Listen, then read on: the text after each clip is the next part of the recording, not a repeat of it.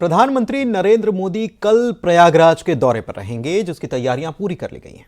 महाकुंभ 2025 का औपचारिक शुभारंभ करने आ रहे प्रधानमंत्री नरेंद्र मोदी कल लगभग 4 घंटे संगम नगरी में बिताएंगे। वो दोपहर में करीब 11:30 बजे बमरौली एयरपोर्ट पहुंचेंगे और फिर शाम को 3:30 बजे बमरौली एयरपोर्ट से दिल्ली के लिए उड़ान भरेंगे।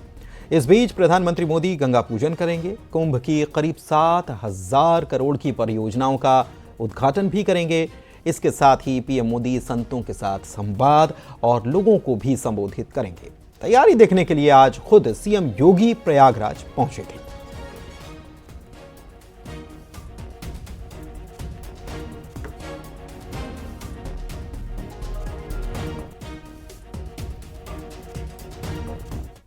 तो प्रधानमंत्री मोदी का मिनट टू मिनट कार्यक्रम कैसा रहने वाला है, वो अब आपको हम ग्राफिक्स के जरिए बताते हैं कि उनका क्या कुछ कार्यक्रम है। सुबह 11:30 बजे प्रयागराज के बमरौली एयरपोर्ट प्रधानमंत्री मोदी पहुंचने वाले हैं। ग्राफिक्स के जरिए बता रहे हैं हम कि उनका क्या कुछ कार्यक्रम रहने वाला है। तो सुबह 11:30 बजे प्रयागराज के बमरौली एयरपोर्ट जाएंगे, हेलीकॉप्टर के जरिए संगम के दूसरी तरफ फिर वो अरैल जाएंगे। अरैल में राज्यपाल और सीएम योगी उनका स्वागत करेंगे और दोपहर 12 बजे निषाद राज क्रूज से वीआईपी घाट में पहुंचेंगे। 12:30 बजे तक अक्षय वट समुद्र कूप का दर्शन पूजन होगा और 12:32 पर बड़े हनुमान मंदिर में दर्शन पूजन करेंगे और 12:40 से 1:10 तक संगम में उनकी पूजा अर्चना होगी और 1:10 बजे दोपहर को संगम तट पर वे साधु संतों से भेंट मुलाकात करेंगे। 2025 का औपचारिक शुभारंभ करने के लिए अब से कुछ घंटों बाद प्रधानमंत्री नरेंद्र मोदी प्रयाग के संगम पे पहुंचेंगे। संगम जहां अब महाकुंभ नगर बस गया है, यहीं पर वो भव्य पंडाल सजाया गया है जहां पर प्रधानमंत्री नरेंद्र मोदी न केवल संवाद करेंगे बल्कि यहीं से करोड़ों की योजनाओं का तोहफा भी देंगे। आप ये देखिए, तैयारियां अंतिम रूप दी जा रही हैं। बता दें, अगर कार्यक्रम प्रधानमंत्री का तो दोपहर में करीब 11:30 बजे प्रधानमंत्री बमरौली एयरपोर्ट पहुंचेंगे और वहां से फिर शाम को 3:30 बजे बमरौली एयरपोर्ट से दिल्ली जाएंगे। यानी कि करीब 4.5 घंटे प्रधानमंत्री नरेंद्र मोदी प्रयाग में रहेंगे। कुंभ को लेकर किस तरीके से सरकार गंभीर है, किस तरीके कुंभ को लेकर श्रद्धालुओं की सुविधाओं में यहाँ पर हर बार बढ़ोतरी की जा रही है, कौन कौन सी जो योजनाएं हैं उनका यहाँ से तोहफा दिया जाएगा, तमाम सारी जिक्र प्रधानमंत्री 35 मिनट के अपने संबोधन करेंगे। पावन संगम पर आयोजित जनसभा में 600 करोड़ रुपए परियोजनाओं का लोकार्पण होगा। प्रमुख रूप से किला स्थित अक्षय वट और समुद्र कूप कॉरिडोर का यहाँ से शुभारंभ होगा। इसके अलावा हनुमान मंदिर कॉरिडोर, श्रृंगेरपुर धाम कॉरिडोर और भरद्वाज आश्रम कॉरिडोर भी इसमें शामिल होगा। अक्षय वट और हनुमान मंदिर में वह दर्शन पूजन भी करेंगे, जबकि श्रृंगेरपुर धाम और भरद्वाज आश्रम कॉरिडोर का इसी मंच से प्रधानमंत्री वर्चुअल उद्घाटन करेंगे। श्रृंगेरपुर में एलईडी स्क्रीन पर सीधा इसका प्रसारण होगा, जहाँ काफ़ी संख्या में लोग मौजूद रहेंगे। तो श्रृंगेरपुर में निषाद राज और भगवान राम की गले मिलती प्रतिमा का अनावरण होगा। ये 51 फीट की प्रतिमा है जो आपको इस वक्त स्क्रीन पर दिखाई भी दे रही होगी। इसका यहीं से वर्चुअली प्रधानमंत्री उद्घाटन करेंगे। तो तैयारियों को अंतिम रूप दिया जा रहा है और महाकुंभ को दुल्हन की तरह सजाया जा रहा है और इंतज़ार है अब से कुछ घंटों बाद जब प्रधानमंत्री यहाँ पहुँचेंगे और तमाम सारे कार्यक्रमों में हिस्सा लेते हुए तमाम सारे कार्यक्रमों को यहाँ पर आगे बढ़ाएंगे और करोड़ों की योजनाओं का तोहफा भी देंगे। पंकज सिन्हा के साथ उपेंद्र द्विवेदी, न्यूज़ 18 संगम।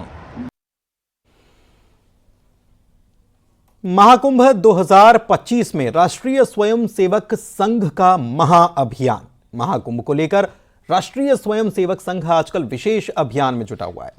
संघ एक थाली एक थैला महाकुंभ मेला न हो मैला का नारा बुलंद कर रहा है। मेरठ प्रांत समेत देश भर में राष्ट्रीय स्वयंसेवक संघ घर घर से थैला और थाली इकट्ठा करेंगे और उसे महाकुंभ भेजेंगे और करोड़ों श्रद्धालुओं को निःशुल्क उपलब्ध कराएंगे ताकि महाकुंभ से महासंदेश जाए और साफ सफाई के क्षेत्र में मिसाल कायम हो जाए।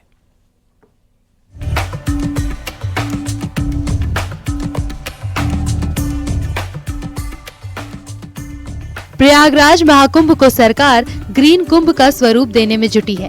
महाकुंभ को प्लास्टिक फ्री बनाया जा रहा है। इसी कड़ी में आरएसएस ने भी प्लास्टिक और पॉलिथीन मुक्त महाकुंभ की थीम को साकार करने के लिए एक थैला एक थाली अभियान शुरू किया है, जिसके तहत देश भर से करीब 20 करोड़ थैली और थाली महाकुंभ के लिए प्रयागराज भेजी जाएंगी। मेरठ प्रांत में घर घर से थाली और थैला इकट्ठा करने का काम शुरू हो गया है। कि हम किस तरह से पर्यावरण को महाकुंभ में स्थापित करें कि जिससे हमारे जो बाहर से देश में आने वाले लोग हैं वो ये देख पाएं कि भाई इतना बड़ी संख्या में, यानी 40 से 45 करोड़ संख्या जो जिस जगह ठहरने वाली है, रुकने वाली है, वहाँ साफ और सफाई के लिए और पॉलीथीन मुक्त बनाने के लिए हम लोग क्या क्या कार्य करने वाले हैं, उसकी दिशा में हमने एक छोटा कार्य जो पर्यावरण संरक्षण गतिविधि के माध्यम से लेकर चल रहे हैं, वो है हमारा थैला और थाली। आरएसएस के मुताबिक अभियान को सफल बनाने के लिए कई महीनों से तैयारी की जा रही है। आरएसएस की इस मुहिम से पूरा देश जुड़ रहा है। संदेश यही है कि घर घर कुंभ से जोड़े। और वो भारतवर्ष से जब मुहिम जुड़ जाएगी तो हमारा जो संदेश है कि घर घर में कुंभ, यानी कि जब घर से हम थाली लेंगे और थैला लेंगे और वो थैला थाली हमारा वहाँ पहुँचेगा और वो जब वहाँ पहुँचेगा और उसका उपयोग होगा तो हमारे जितने भी घर हैं वो ऑटोमेटिकली मतलब उस मुहिम से जुड़ जाएंगे। इस अभियान के तहत आरएसएस की कोशिश देश के हर घर से थाली और थैला इकट्ठा करने की है, जिससे कुंभ को ग्रीन कुंभ बनाने में बल मिले, साफ सफाई और प्लास्टिक मुक्त कुंभ का लक्ष्य पूरा हो सके। आज बहुत बड़े बड़े कूड़े के ढेर आपको दिखाई दे जाते हैं और वो सिर्फ पॉलीथीन की वजह से है, और वो पॉलीथीन जो सालों साल नहीं लाखों सालों में भी ख़त्म नहीं होती, तो उसको रोकने के लिए हमारी मुहिम है। और भाई पत्तल और इस तरीके की कोई वस्तु वहाँ ना उपयोग में लाई जाए, इसके लिए हमें अखाड़ों का माध्यम से, अपने उसके माध्यम से इसको चलाएंगे। और वहाँ पर जितनी भी थाली हम ज़्यादा से ज़्यादा, जब करोड़ों में संख्या आ रही है तो हम भी प्रयास करेंगे कि हमारी संख्या वहाँ तक पहुँचे। अब वो क्या हो सकती है वो भविष्य बताएगा, लेकिन हमारा प्रयास है कि हम घर घर जाएं, थाली लें और महाकुंभ के लिए इसको समय से पहले पहुंचा दें। 13 जनवरी से 26 फरवरी 2025 तक चलने वाले महाकुंभ में दुनिया के लगभग 75 देश से करीब 40 करोड़ श्रद्धालुओं के पहुंचने का अनुमान है। सरकार की मंशा है कि ग्रीन कुंभ का संदेश पूरी दुनिया में जाए और यही वजह है कि आरएसएस भी सरकार के इस लक्ष्य के साथ कदम ताल कर रही है।